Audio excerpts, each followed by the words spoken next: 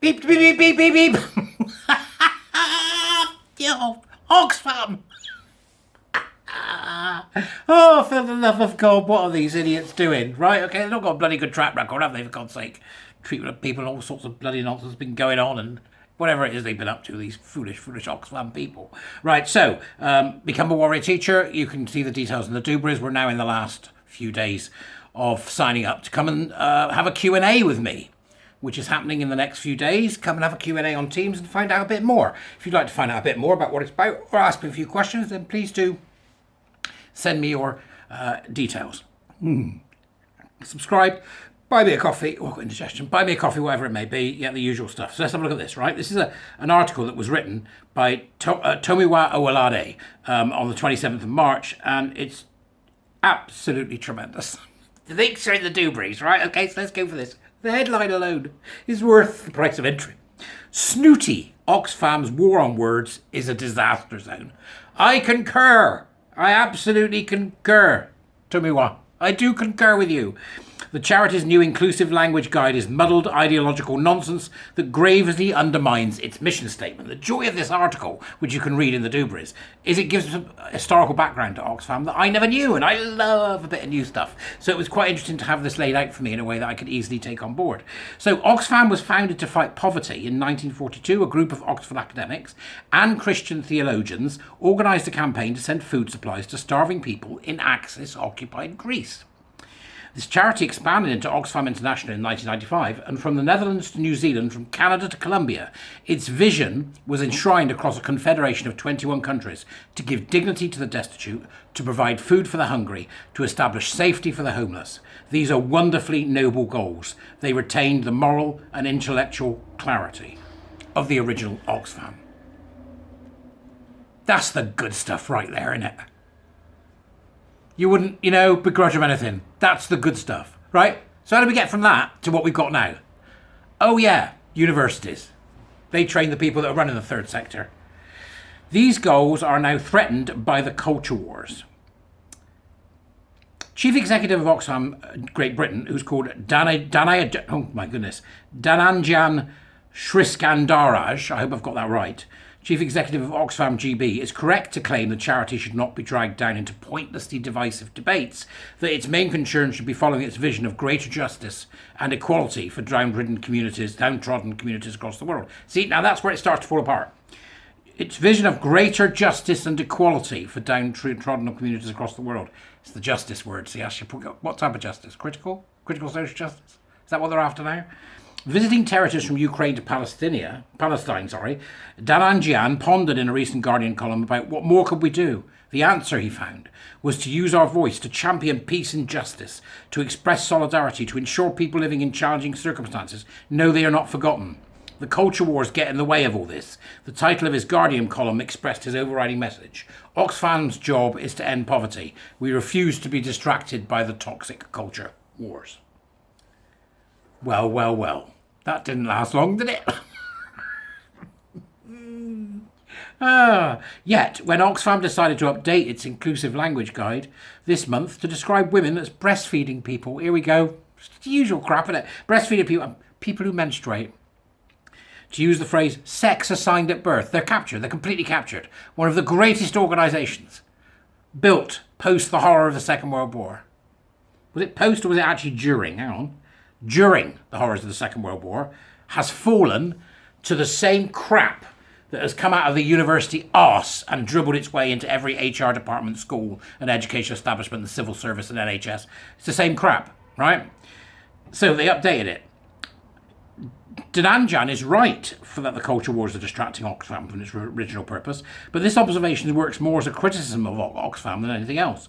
In its obsession with a particular kind of unintelligible social justice rhetoric, Oxfam has undermined the clarity with which it has previously distinguished itself. In its fascination with purely symbolic gestures against inequality and injustice, it has lost sight of what actually challenges those forces: the material, the pragmatic, the real. That's a shivery one. I like it. Isn't that good? The material, the pragmatic, the real is the challenge to critical social justice. Oxfam is pursuing a disastrous culture war and pretending it is not. That's what they all do. It's what these businesses do. It's what the universities do. Well, actually, what we're doing is, and then they, spout their usual cobblers, like Vogue on poetry. It's enough to kill a man, right? Describing sex as assigned by society rather than biology is not an objective scientific fact, but an ideological claim. Reducing women to their biology is divisive. Yeah, you'd think. Invoking the jargon of American social justice is not inclusive, but the very opposite. Alienating to anyone unfamiliar with the latest trends on social media and academia, it furnishes those who use it with a condescending outlook. There is a particular type of person who claims the culture wars distract from real issues. That's usually the ones that are doing it. By which this person means the culture wars waged by the right, not the ones waged by the self-described progressive institutions that challenge scientific reality and the intuitions of normal people. This person is probably a journalist or an academic or a politician. Let us call him John. I'm surprised you chose the word John. Could have gone with Jane. Middle class, see, it's the middle class folk in it. Too much time on their hands. There's a certain, it's just, I hate it. I hate that this seems to be what's happening. Being on the right side of history is a part of John's brand. Whenever a venerable organisation such as Oxfam decides to radically change the meaning of words, John will stay silent. But if anyone objects to these changes, they will be accused by John of stoking a culture war. Could just as easily be Jane.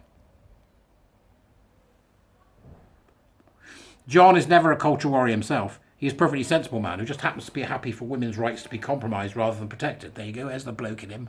Right? For racial divisions to be entrenched instead of overcome, for a culture of narcissism to replace one based in universal solidarity. We all know a John. Rather than making a persuasive case for why such radical changes to language and norms should be made, John takes for granted such changes are common sense. They are not worth even debating. John is the middle-class version of the scumbags in New Zealand who went for Posey Parker. John is wrong, painfully so. Apart from anything else, these issues should be debated because the advocates for these changes are so confused in their thinking. You don't debate these people. You defeat them. They are the enemy.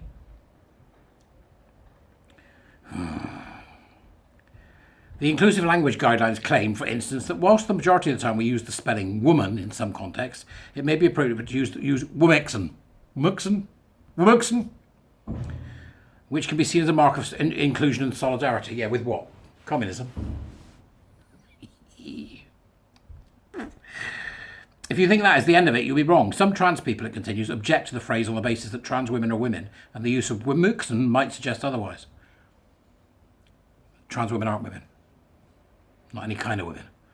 So we should use woman instead most of the time, but other times we might use womexen to be inclusive, but using womexen might in fact be discriminatory, in which case we should use women. They say we should avoid terms like BAME and BME and instead use BIPOC. We have cutie pock the other day, now we've got BIPOC. BIPOC, black, indigenous, people of colour, and POC, people of colour. These people need to fuck off, right? These former terms are outdated. The guidelines are dense enough to give the most robust mind a migraine, opaque enough to frustrate the most discerning eye.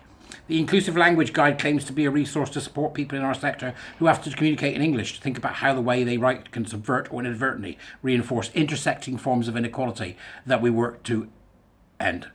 Oxfam has to be closed. Oxfam has to go. It's that simple.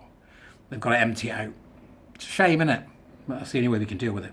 The guide is counterproductive, but it is also wrong.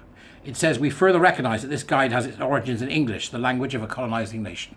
Oh, get in the bin. We acknowledge the Anglo supremacy of the sector as part of its coloniality. They've been completely taken over. This is where we can see it, right? I know that we focus most of our time on gender identity ideology, and I've been told off by a friend of mine, don't conflate that with other things, but goodness me, folks, we're going to have to wake up to the fact that it isn't just gender identity ideology. It's actually critical race theory. Yep, queer theory we know is part of it, critical race theory, but it's also extreme environmentalism, as I was roundly told by one of my warrior teachers the other night. You need to look because they're just as dangerous. It's all critical social justice. That's the Hydra's body. The heads are queer theory, gender identity ideology, extreme environmentalism, and critical race theory. They're the heads. No matter what good critical race theory did when it first appeared. We acknowledge the Anglo supremacy of the sector as part of its coloniality, as though English can only be reduced to an instrument of colonial oppression rather than also being the language of Chinua Achebe and Nadine Gordimer, Salman Rushdie and Vikram Seth. Deprived people around the world are not helped by this turn towards obscurantism. Neither are trans people or ethnic minorities or any other group Oxford claims to speak in defence of. I don't even know what trans people are. Does he mean people who are ill? Yeah, people who have got, something awful they have to deal with. Yeah, probably. The case for social justice needs to be grounded in truth and clear language. There is no case for social justice. Justice doesn't need a modifier. That's half the problem, right? Need to be grounded in truth and clear language, or it will wither like spoiled fruit. Oxfam was founded to fight poverty, not to relitigate the meaning of woman, i.e. to obfuscate it and do away with it.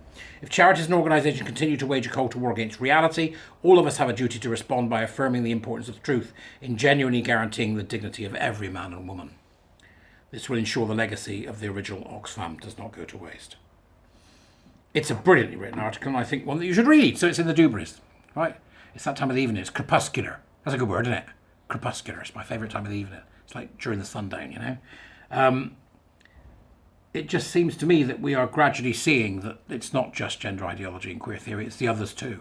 The most important one for me at the moment is gender identity, ideology and queer theory, but you're not going to get rid of that without eventually getting to the fetid carcass of critical social justice, which has picked up those often historically way back before critical social justice was an idea. They picked it up because they can use it because it's all bound up in power and oppression narratives of one kind or another.